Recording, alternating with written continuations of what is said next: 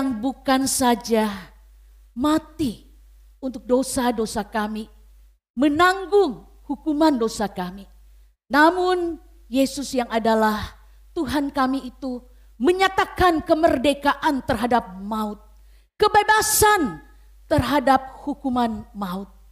Tuhan, kami bersyukur kami boleh bersama-sama kembali untuk beribadah di secara khususnya pada Paskah hari ini. Ini adalah Paskah setiap manusia yang sudah ditebus oleh Tuhan. Biarlah kami terus membangkitkan semangat kebangkitan Kristus dalam hidup kami. Sehingga ketika kami beribadah tidak ada satupun yang boleh menghalangi ibadah kami. Ketika kami mendengarkan firman Tuhan, tidak ada satu kuasa pun yang boleh mengambil benih firman Allah. Tuhan, tiba saatnya kami duduk tenang, mendengar firman Tuhan. Dan biarlah firman Tuhan menjadi penuntun, menjadi kekuatan untuk kami berjalan di tengah-tengah dunia ini. Sehingga kami tidak tertarik dengan bujuk rayu dunia ini. Tetapi kami tetap hidup kudus. Terima kasih Tuhan, kami serahkan hamba-Mu di dalam segala keterbatasan dan kelemahannya. Biarlah Tuhan pakai untuk menyampaikan akan berita sukacita. Dalam nama Tuhan Yesus kami berdoa. Amin. Silakan duduk.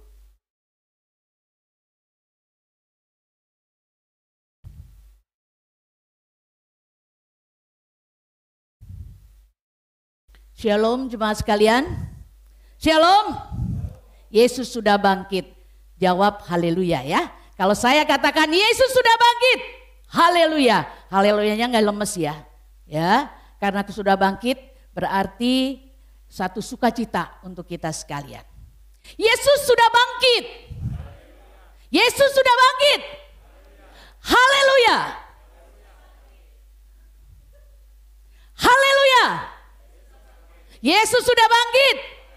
Amin, puji Tuhan. Hari ini didahulukan dan diingatkan bagaimana kita menyambut Yesus Kristus yang sudah bangkit. Kita katakan haleluya Yesus, terima kasih Tuhan. Ya. Nah pada pagi hari ini kita akan bersama-sama di dalam Paskah ini agak mungkin nanti kalau jemaat perhatikan agak lebih panjang dan minta mengikuti ya. Supaya kita jelas tahu mengapa Yesus harus ada kematian, kemudian ada kebangkitannya.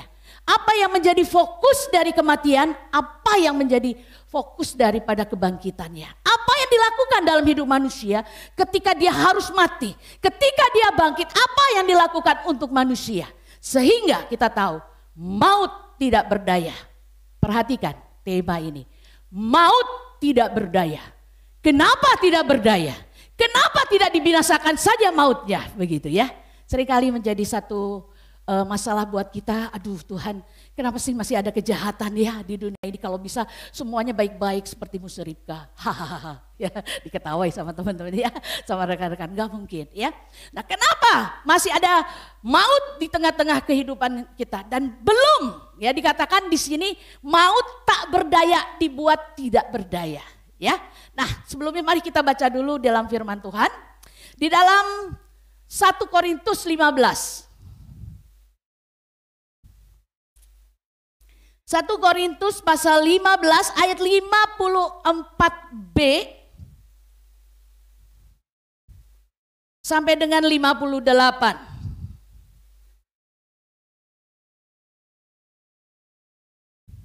Buat Bapak, Ibu atau saudara-saudari sekalian yang tidak membawa Alkitab atau Alkitab boleh membaca di depan, sudah saya siapkan. Sudah siap ya? 1 Korintus 15 ayat 54b sampai dengan 58. Saya akan membacakan bagi Bapak Ibu sekalian, silakan menyimak di dalam Alkitabnya. Maka akan genaplah firman Tuhan yang tertulis, maut telah ditelan dalam kemenangan. Hai maut, di manakah kemenanganmu? Hai maut, di manakah sengatmu? Sengat maut ialah dosa dan kuasa dosa ialah hukum Taurat. Tetapi syukur kepada Allah yang telah memberikan kepada kita kemenangan oleh Yesus Kristus Tuhan kita. Karena itu saudara-saudaraku yang kekasih, berdirilah teguh, jangan goyah dan giatlah selalu dalam pekerjaan Tuhan. Sebab kamu tahu bahwa dalam persekutuan dengan Tuhan jeripayamu tidak sia-sia. Berbahagialah bagi mereka yang membaca, merenungkan firman Tuhan, terlebih lagi melakukannya dalam hidup kita sehari-hari. Jemaat yang dikasihi dalam Tuhan, kita biasanya suka nonton pertandingan. Apalagi pertandingan itu kalau membawa nama besar Indonesia. Kalau saya terus terang, kadang-kadang saja kalau sedang santai perlu healing gitu ya. Perlu hiburan ya, perlu ketenangan ya, nontonlah ya. Nonton mungkin lagi sepak bola gitu nonton, tapi saya nggak mau mengorbankan waktu tidur saya. Nah, tapi ketika Indonesia bertanding satu pertandingan bulu tangkis saja, yang paling sering tuh bulu tangkis yang menang. Wah, Indonesia kita tuh paling pintar. Wih, cemes ini, pukul sana. Ya aduh, ikan apa sih nggak kayak begitu. Gitu. Kita seringkali paling pintar ya. Lebih pintar daripada pemain bulu tangkis. Nah, waktu pas pemain bulu tangkis kita itu langsung cemes. Wah, menang, ore. Kita ikut loncat-loncat gak? Ikut senang gak? Ikut senang ya, Indonesia menang gitu ya. Oh, di jalan-jalan biasanya orang pada keluar di kafe-kafe ada nobar, nonton bareng, wah senang sekali. Padahal yang bertandingnya berapa orang? Satu orang lagi ya. Yang bertanding kan satu orang ya. Tapi yang senangnya itu seluruh Indonesia karena nama Indonesia dibawa-bawa, betul gak? Ya. Hari ini kita sama. Siapa yang berperang? Siapa yang menang atas maut itu? Siapa? Yesus. Tapi yang senangnya siapa? Seharusnya kita ya. Kita senang. Senang kenapa? Ya, kita bisa senang karena kita sudah menang, ikut menang, Yesus menang. Ore, Yesus tidak mati, Yesus 3 hari di dalam kubur. Wah, hidup ya. Kita ikut senang. Apakah inti dari kabar baik dan juga mujizat terbesar?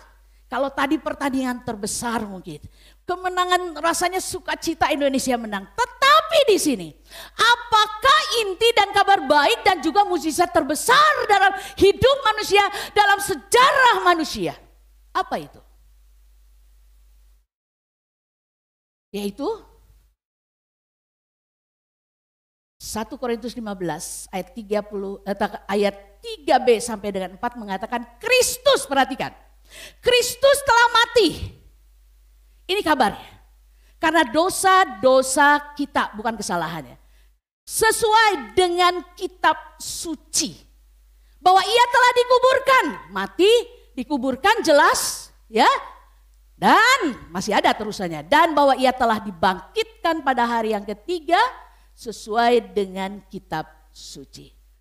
Perhatikan baik-baik di sini. Kalau hanya Kristus telah mati dikuburkan, itu bukan kabar yang heboh, bukan kabar biasa saja. Semua orang akan mengalami kematian. Semua orang juga yang mati nanti dikuburkan, itu biasa-biasa saja. Tapi ketika selanjutnya, dan bahwa ia telah bangkit, itu yang membedakan. Tidak ada satu tokoh siapa saja yang dikatakan mati, dikuburkan, bangkit. Bukan dihidupkan. Beda ya. Kalau dihidupkan, misalkan dia sudah mati, Yesus datang, hidup lagi. Tapi sebentar mati lagi, itu dihidupkan. Bedanya di situ. Ya. Ketika orang itu dihidupkan, cuma dihidupkan beberapa saat saja. Untuk membuktikan ada satu mujizat yang Yesus lakukan. Betul? Kemudian sesudah itu mati lagi enggak? Mati lagi karena dihidupkan. Tapi yang namanya dibangkitkan itu berbeda. Kalau ketika dikatakan dibangkitkan, berarti setelah mati dikuburkan dan dibangkitkan kepada suatu kehidupan yang baru, sesuatu yang baru. yang tidak lagi maut bisa merenggutnya. Itu beda. Jadi pahami di sini ada kata dihidupkan dan dibangkitkan. Dan dalam Alkitab tadi dikatakan sesuai dengan kitab suci. Berarti sesuatu yang terjadi ini bukan sekonyong-konyong, bukan tiba-tiba. Berarti sudah masuk dalam rencana Allah sebelumnya. Ribuan tahun yang lalu sudah direncanakan. Kita akan melihat dua saja dari Alkitab yang sudah merencanakan itu. Yang pertama dari Yesaya 25 ayat yang ke-8. Ia akan meniadakan maut untuk seterusnya. Dan Tuhan Allah akan menghapuskan air mata daripada segala murka. Meniadakan maut. Yang kedua Hosea. Hosea pasal 13 ayat yang ke-14. Akan kubebaskan mereka dari kuasa dunia orang mati, maut. Akan kutebuskan mereka daripada maut. Di manakah penyakit samparmu, hai maut? Di manakah tenaga pembinasamu, hai dunia orang mati? Mataku tertutup bagi belas kasihan. Ini sudah dirancang oleh Allah. Bahwa satu saat maut tidak akan bisa hidup lagi. Sekarang kita mulai masuk dulu. Kenapa 1 Korintus 15 ini secara khusus ini, ya, secara khusus dirumuskan sebagai doktrin kebangkitan. Karena di bagian Alkitab yang lain tidak dibahas sampai satu pasal. Dan satu pasal ayatnya panjang, 58 ayat. Hanya membicarakan apa? Doktrin atau pengajaran khusus tentang kebangkitan. Kita akan bahas 58 ayat pada pagi hari ini. Tidak, jangan khawatir. Ya, kalau saya bahas ini tidak bisa sampai satu hari. Karena ini pengajaran yang khusus. Tetapi kita lihat bagian-bagian ini, mengapa Paulus menuliskan sedemikian rupa satu pasal hanya bicara tentang kebangkitan. Berarti ada secara khusus yang perlu kita belajar. Mengapa sekarang Paulus menuliskan tentang kebangkitan itu dalam satu pasal 58 ayat? Yang pertama jemaat sekalian, jemaat di Korintus pada saat itu, sama juga jemaat pada umumnya, mereka ada pengaruh-pengaruh dari luar. Pengaruh-pengaruh dari Romawi. Yang mengatakan bahwa antara jasmani ini dengan rohani ini beda. Rohani ini materi yang jahat. Rohani itu baik. Kemudian yang kedua, mereka juga mulai ada isu-isu tidak ada kebangkitan nih bagi orang yang mati. Kalau nggak ada kebangkitan, untuk apa kita percaya Yesus? Untuk apa? Yang lain juga percaya dan mereka juga tidak ada janji kebangkitan. Kalau tidak ada kebangkitan dalam Kristus, berarti firman Tuhan dikatakan oleh Paulus, sia-sialah ya, imanmu itu sia-sia. Dikatakan, tetapi andai kata ayat 14, Kristus tidak dibangkitkan, maka sia-sialah pemberitaan kami dan sia-sialah juga kepercayaan kamu. Udah, gak usah. Nah itu yang terjadi jemaat di Korintus. Karena jemaat di Korintus juga sama dengan jemaat di mana-mana, kebanyakan gereja, termasuk di gereja Kalam Kudus. Kenapa saya katakan ada 4 jemaat, tipe jemaat di dalam gereja. Yang pertama adalah orang Kristen yang sungguh-sungguh sudah percaya Yesus. Hidupnya benar, yang sudah sungguh-sungguh. Yang kedua itu adalah jemaat Kristen yang belum sungguh-sungguh percaya. Belum, masih setengah-setengah injak dunia, setengah lagi injaklah gereja. Nanti kalau di dunia ikut dunia, begitu ya. Yang ketiga, ini saudara masuk yang golongan yang mana ya? Yang ketiga adalah orang Kristen yang sedang menuju ke arah percaya. Masih lihat-lihat dulu, masih dengar-dengar dulu, ya. Tapi jangan dulu lah dibaptis, jangan. ikut katekisasi. Jangan dulu. Masih menuju. Atau yang keempat golongannya. Golongan yang keempat adalah jemaat yang pura-pura percaya. Kelihatannya orang percaya, tapi sebenarnya dia tidak. Dia masih hidup dengan dirinya sendiri, masih hidup dengan keinginan diri sendiri. Nah, itulah keadaan kondisi jemaat sama dengan di Korintus. Demikian sehingga mereka tuh bingung. Sehingga harus Paulus sebagai guru mereka, sebagai hamba Tuhan, sebagai pemimpin gereja, menuliskan surat ini. Memberitahukan dengan tegas hal ini. Mari sebagian. Mereka katakan demikianlah binasa juga orang-orang yang mati dalam Kristus kalau Kristus gak bangkit. Jadi jangan dilupakan. Kematian hanya 3 hari, kebangkitan. Ini satu paket. Ya, yang sering kali kita suka bedakan dengan Natal. Natal tuh heboh banget ya. Tetapi kalau Paskah biasa saja, dingin-dingin saja. Tapi hari ini, tahun ini, Gereja Kalam Kudus Padang tidak dingin-dingin. Mulai dari hari Senin sampai hari Minggu. Sampai raya hamba Tuhan udah bagian ibadah. Aduh, bagaimana mengatur latihan. Ya. Kita menyambut Paskah itu dengan sorak-sorai, dengan gembira walaupun kita letih begitu. Kenapa? Kalau Kristus tidak bangkit, buat apa kita percaya? Orang yang percaya pun akan mati. Itu Paulus bilang begitu demikian. Kita melihat sekarang secara garis besarnya saja. Ya, secara garis besar apa sih yang disampaikan oleh Paulus supaya jemaat sekalian satu saat boleh baca di rumah. Kemudian kita belajar sama-sama satu saat tentang kebangkitan. Ya, boleh juga WA. Karena nggak mungkin dibahas di dalam gereja. Ini harus PA khusus, ya. Nah, tetapi kita akan belajar di sini Paulus itu menyampaikan apa dalam 58 ayat. Yang pertama ayat 1 dan 12 itu Paulus mengajarkan tentang dasar Injil. Inti daripada iman adalah kebangkitan Kristus. Itu intinya. Karena seluruh di dalam Alkitab perjanjian baru terus akan dibicarakan tentang kebangkitan, tentang kematian, terus dia akan dibicarakan. Karena ini intinya. Tapi ayat yang ke-12 berikutnya. 12 ayat 12 sampai 34. Ini ada 3 bagian dibagi. Yang kedua, bagian kedua, kebangkitan Kristus itu mencakup juga kebangkitan orang percaya. Amin. Sukacita ya. Ya, firman Tuhan katakan, kalau tidak ada kebangkitan orang percaya, sudahlah sekarang. Paulus bilang, makan minum besok juga mati, udah selesai. Enak banget. Ya, mau lari dari tanggung jawab sesudah mati. Kita ada tanggung jawab kita. Dihukum gak kita? Itu loh. Bersyukur.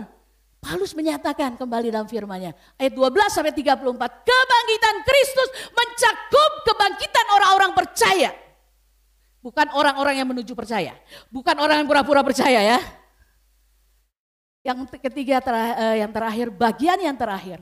Paulus menyatakan ayat 35 sampai dengan ayat 58. Paulus menjawab beberapa pertanyaan tentang kebangkitan tubuh. Kebangkitan tubuh itu seperti apa? Ya, tubuh kita ini yang ada sekarang ini bagaimana? Itu dibicarakan ya oleh Paulus. Makanya ini dirumuskan sebagai doktrin kebangkitan di dalam seluruh Alkitab. Kemudian kita masuk lebih dalam. Apa sih bukti Yesus sudah bangkit dari kematian?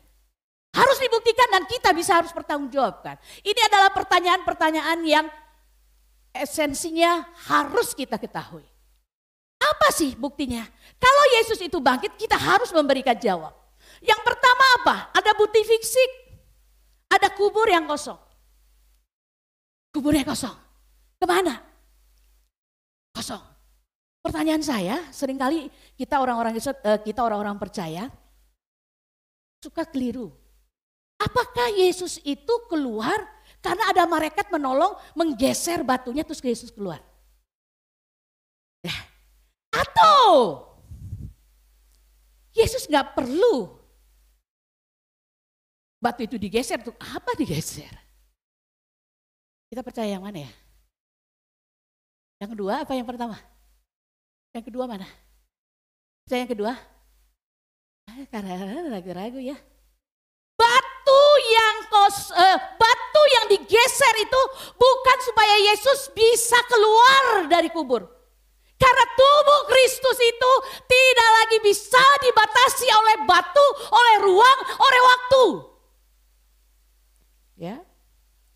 Jadi batu yang digeser oleh malaikat itu bukan untuk Tuhan Yesus keluar, tapi untuk wanita-wanita, orang-orang yang datang karena tidak sanggup menggeser batu itu.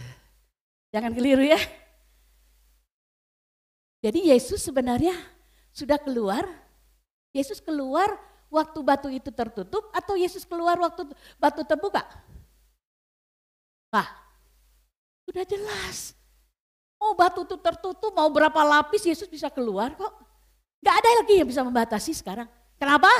Karena dia adalah Yesus adalah manusia 100% sehingga dia bisa menyatakan, lihat ini bekas paku. Lihat di lambungku. Betul? Yesus 100% manusia. Tapi dia adalah 100% Allah yang tidak bisa dihalangi. Ini buktinya.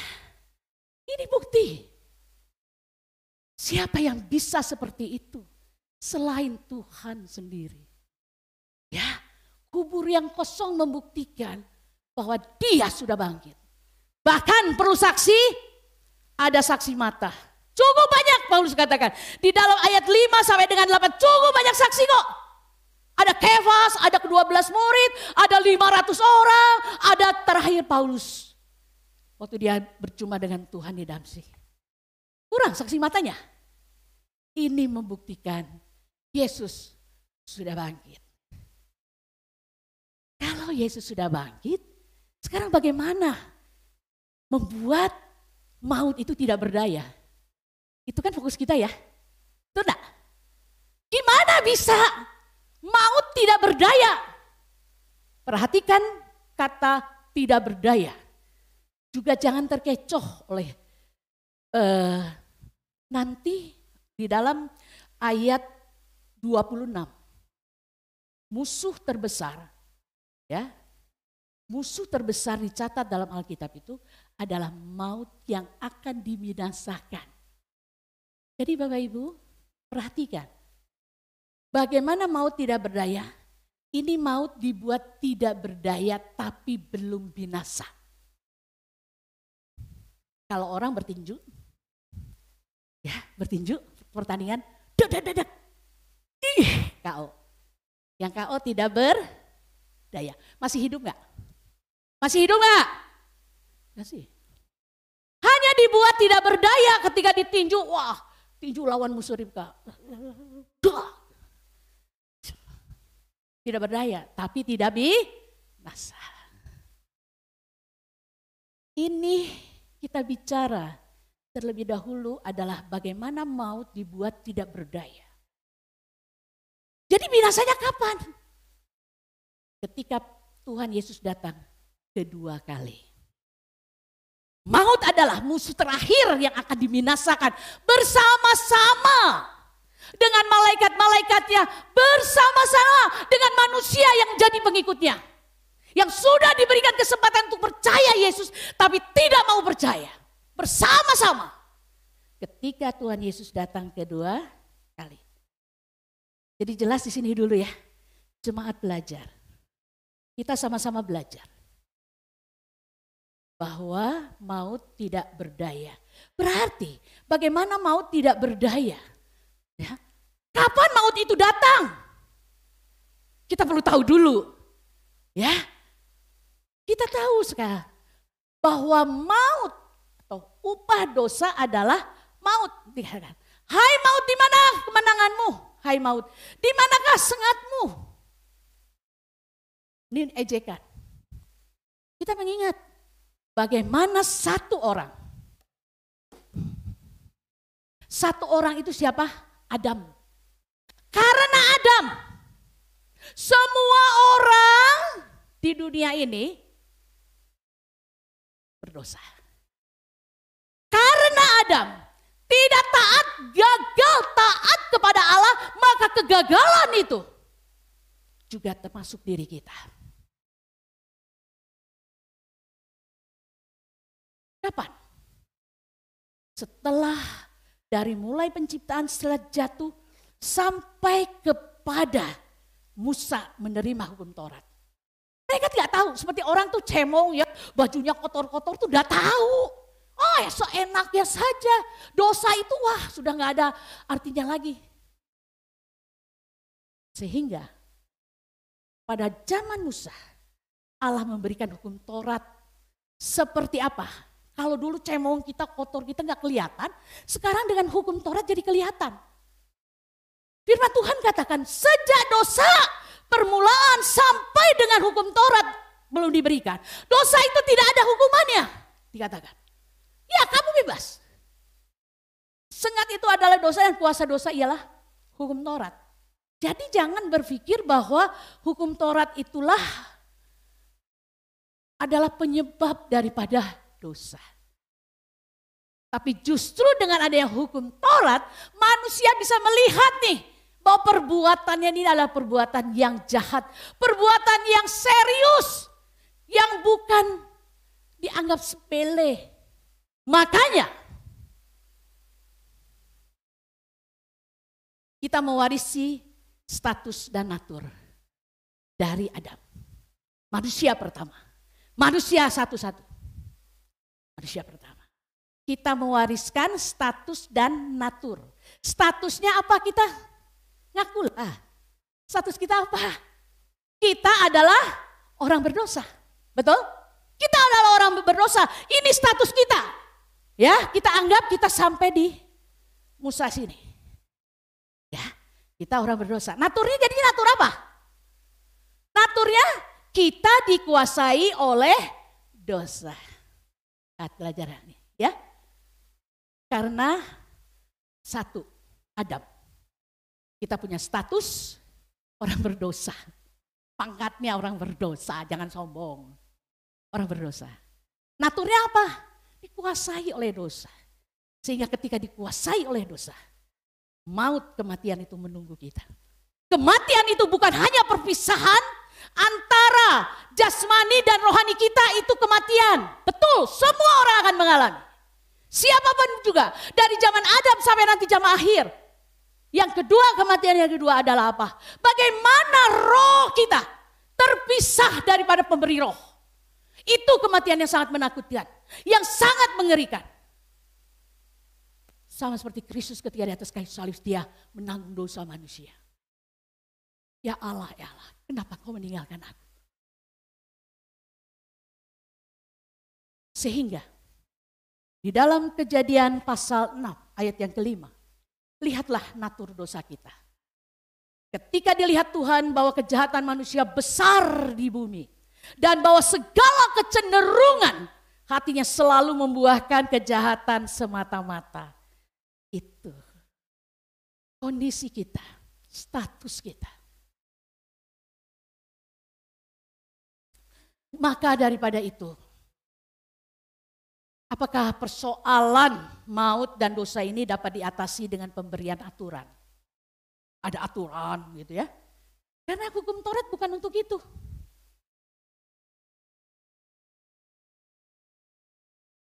Sama sekali tidak. Hukum Taurat bukanlah solusi bagi kejahatan dan kematian. Firman Tuhan mengatakan di situ, sebab sebelum hukum Taurat ada, telah ada dosa di dunia, tetapi dosa itu tidak diperhitungkan kalau tidak ada hukum Taurat. Jelas ya? Tidak diperhitungkan. Mereka yang berdosa. Tapi setelah ada hukum Taurat, ke sini sudah ada perhitungannya. Itulah yang membuat kita itu takut dengan hukuman. Maka Paulus mengatakan dengan perumpamaan seperti binatang buas, ada sengatnya. Set. Begitu ada maut masuk dalam diri kita sekarang. Perbuatan dosa, kecenderungan hati kita, pikiran kita semua dosa. Enak seperti itu. Dengan kondisi seperti itu. Dan hukumannya adalah jelas. Kematian yang selama-lamanya. Terpisah dari pemberi roh ini. Makanya kalau ada yang meninggal saya akan mengatakan. Tanah kembali ke tanah. Debu kembali ke debu. Roh kembali kepada siapa? Allah yang mengaruniakannya. Begitu kan? Gak ada pendeta katakan roh kembali kepada tanah lagi, gak ada. Ada pemberi. Karena kita sudah dihubungkan. Dan bersyukur berarti. Ya, bersyukur. Kenapa? Maka bersyukurnya kenapa? Sengat dari maut itu adalah dosa. Itu sudah dipatahkan. Ya, sudah dipatahkan oleh apa? Oleh kematian dan kebangkitan Kristus. Ya, seharusnya ketika hukum Taurat ada, manusia itu sadar ini serius dosanya. Aku mau datang mohon pengampunan Tuhan, mohon belas kasihan Tuhan, seharusnya demikian. Ternyata hukum Taurat tidak bisa dipenuhi seluruhnya. Makanya Yesus harus datang, harus menanggung semuanya. Hukum Taurat bukan hanya tidak sanggup mengalahkan dosa, melalui Taurat manusia justru semakin diingatkan tentang keberdosaan mereka. Yang sedemikian parah dan serius, seharusnya mereka datang kepada Allah, minta belas kasihan Tuhan. Dua persoalan kejahatan, dosa dan kematian atau maut sudah dibereskan oleh Yesus Kristus. Dia mati. Perhatikan saudara dan saya. Turun ke dalam kerajaan maut. Itu pengakuan iman rasuli kita. Turun ke dalam kerajaan maut. Menyatakan bahwa setiap orang, sama seperti ketika di Mesir ada darah Kristus Yesus. Darah Kristus Yesus yang sudah menebus dan tahu ada darah Kristus Yesus di dalam hidup manusia. Itu adalah milik saya. Sudah ditebus, sudah diambil saudara dan saya. Melalui kematian. Makanya dalam firman Tuhan di dalam Matius dikatakan apa?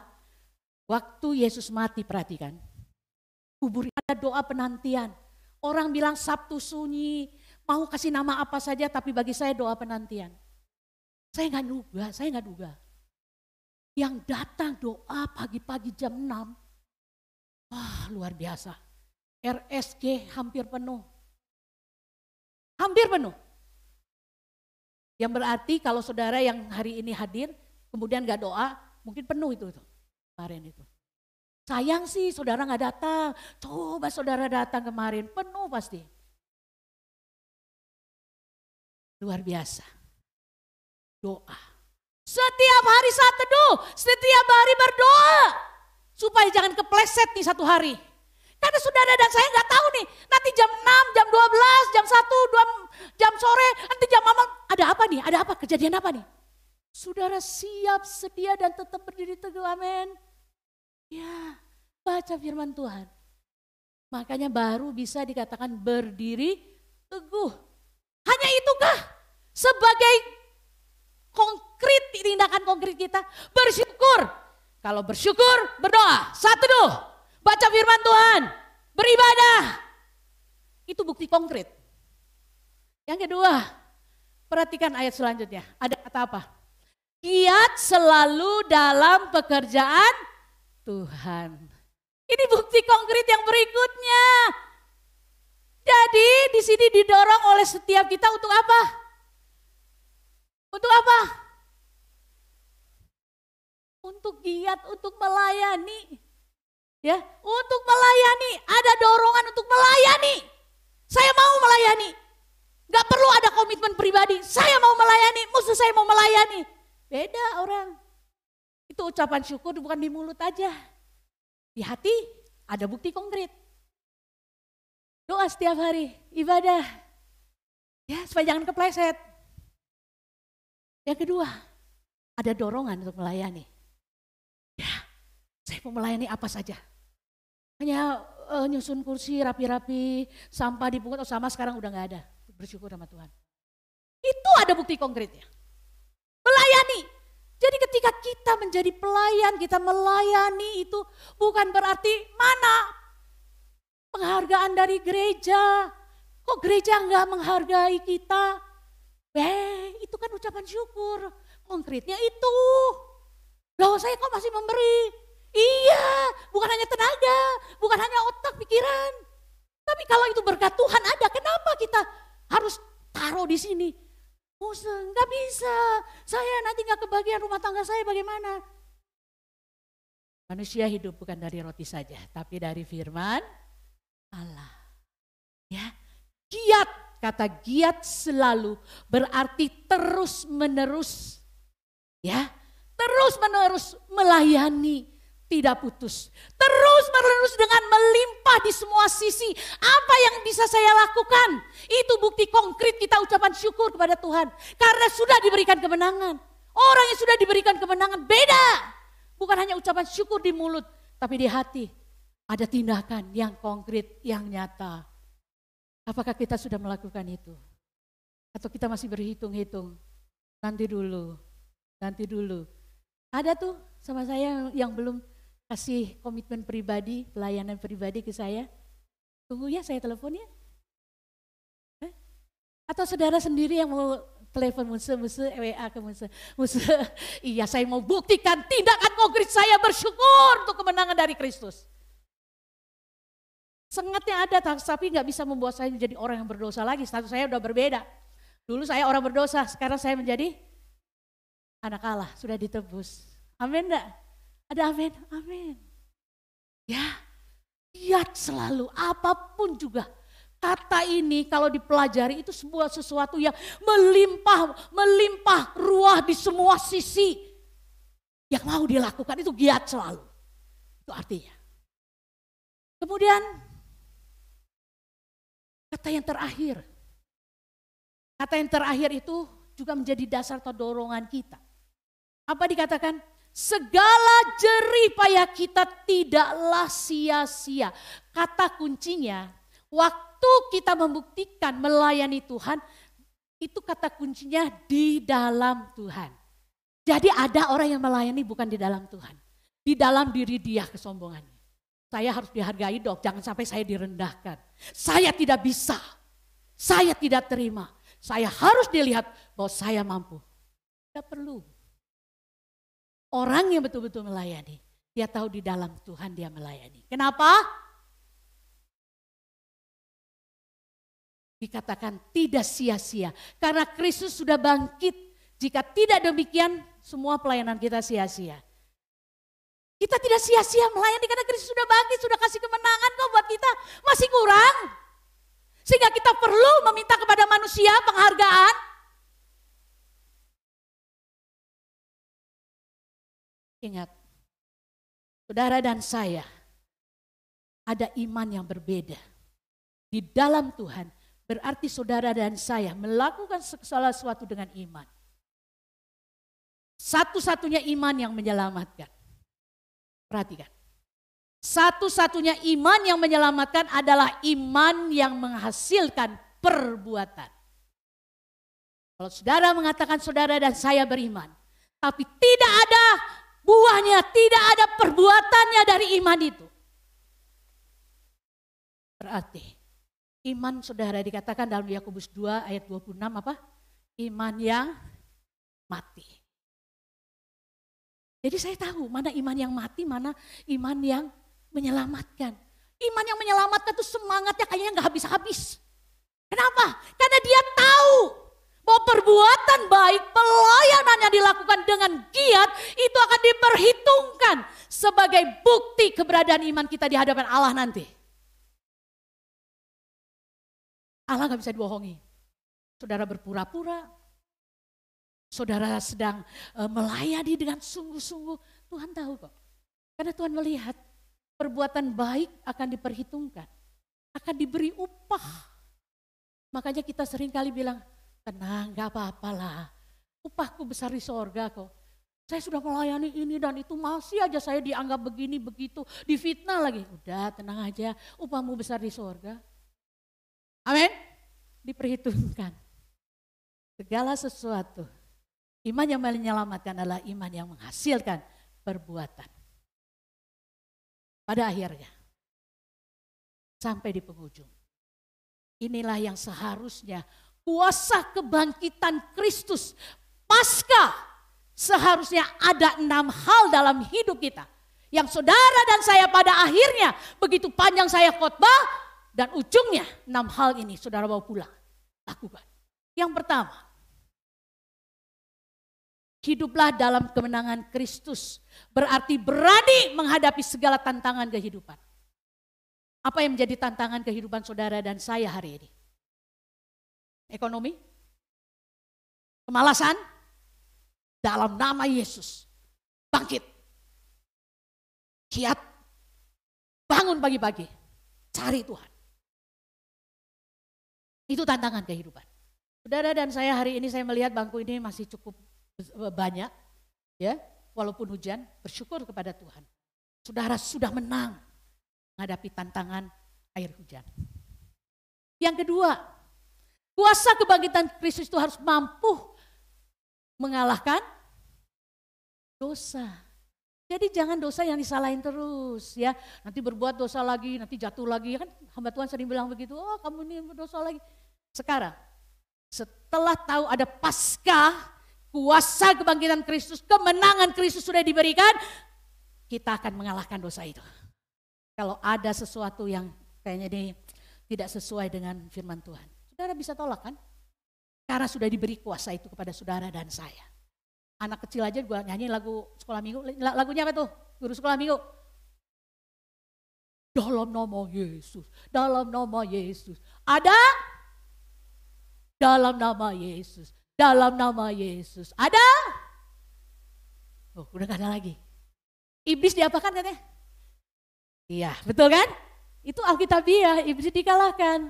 Binasanya kapan? Ayo. Ini evaluasi. Setelah Tuhan Yesus datang ke dikalahkan. Kuasa itu sudah diberikan belum? Ya, begitu mau berbuat dosa, aduh ini gak sesuai nih dengan kebenaran firman. Aduh, enggak. Itu yang kedua, kuasa kebangkitan. Yang ketiga, kebangkitan Kristus mendorong kita untuk melayani lebih giat. Saudara udah melayani belum? Sudah. Lebih giat belum? Belum. Ayo lebih giat. Ya, lebih semangat. Datang lebih awal. Jangan terlambat datang ke ibadah. Ya, jangan pas-pasan 5 menit baru datang. Mau pelayanan. Nanti sibuk sana, sibuk sini. Oh ini belum. Oh saya lihat itu. Pelayan. Datang 5 menit. Udah 5 menit. Ini belum di pasar. Oh itu. Oh sibuknya kayak di pasar. Datanglah. Kalau janji 18.30 datanglah lebih awal. Jangan 5 menit, 3 menit. Kemana kuasa kebangkitan Kristus? Kok gak ada semangat? Yang keempat, kebangkitan Kristus mempengaruhi cara hidup kita, perspektif kita, tujuan hidup kita. Ingat ya jemaat sekalian, kebangkitan Kristus harus mempengaruhi cara hidup kita. Hidup kita bukan cari kemewahan, bukan cari kesenangan, tapi kemenangan dari Kristus sudah diberikan. Maka tujuan hidupnya beda. Bukan saya mau kaya, bukan saya mau dihormati, bukan saya punya jabatan, bukan. Ya, bagaimana Tuhan dimuliakan melalui hidup saya. Bagaimana orang lain lihat ada Kristus dalam hidup saya. Ya, terakhir kebangkitan Kristus memberikan kita pengharapan yang pasti. Jadi kita tidak perlu takut. Ya, kalau kita mati dengan cara apa? Ya, itu terserah Tuhan. Karena itu ada pengharapan di balik kematian kita sekarang. Karena perjumpaan dengan Tuhan itu melebihi segala-galanya. Enggak perlu dapat upah apa-apa bagi saya.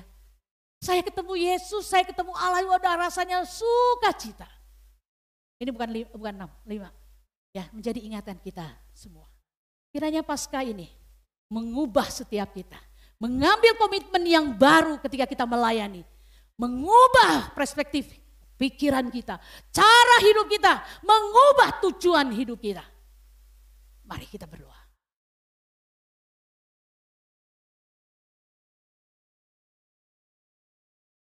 Kita berdiam diri sejenak di hadapan Tuhan.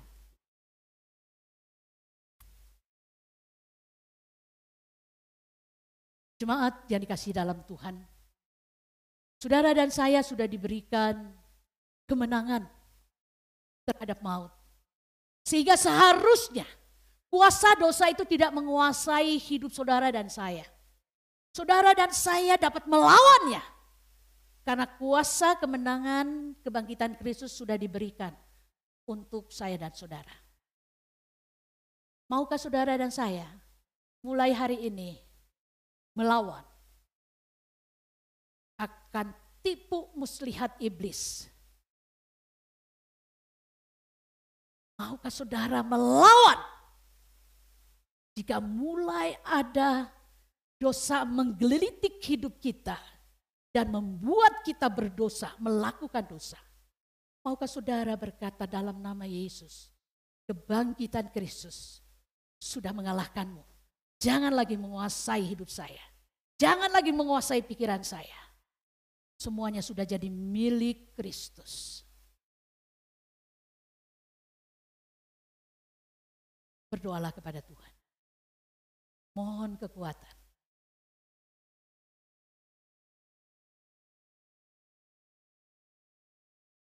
Yang kedua, kalau di tempat ini, kalau jemaat pada saat ini belum mengambil bagian dalam pelayanan, apakah tidak merasa saudara malu?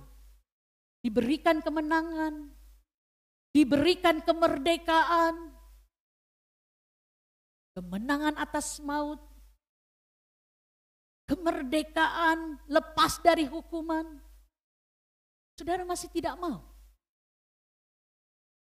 membuktikan ucapan syukur semua itu dengan sebuah tindakan dorongan untuk melayani. Saudara masih hitung-hitung dengan waktu saudara. Saudara masih hitung-hitung dengan kesehatan saudara. Saudara masih hitung-hitung. Apakah saya harus keluar uang atau tidak melayani? Ambillah keputusan. Saya mau melayani itu. Yang ketiga, kalau saudara pada saat ini adalah para hamba Tuhan, para majelis aktivis gereja yang melayani, yang sudah mengambil bagian, apakah semangatmu masih berkobar-kobar untuk melayani Tuhan? Apakah sudah mulai mundur semangatmu dan mulai beralih? Berapa dan apa yang ku dapat? Baru saudara mau melayani giat. Ambillah keputusan, komitmen yang baru. Oh saudara, sebagai pelayan Tuhan, sebagai pemimpin, saudara mau lebih giat. Giat selalu. Karena saya tahu dari iman Tuhan melihat perbuatan-perbuatan yang memuliakan Tuhan. Berdoalah secara pribadi.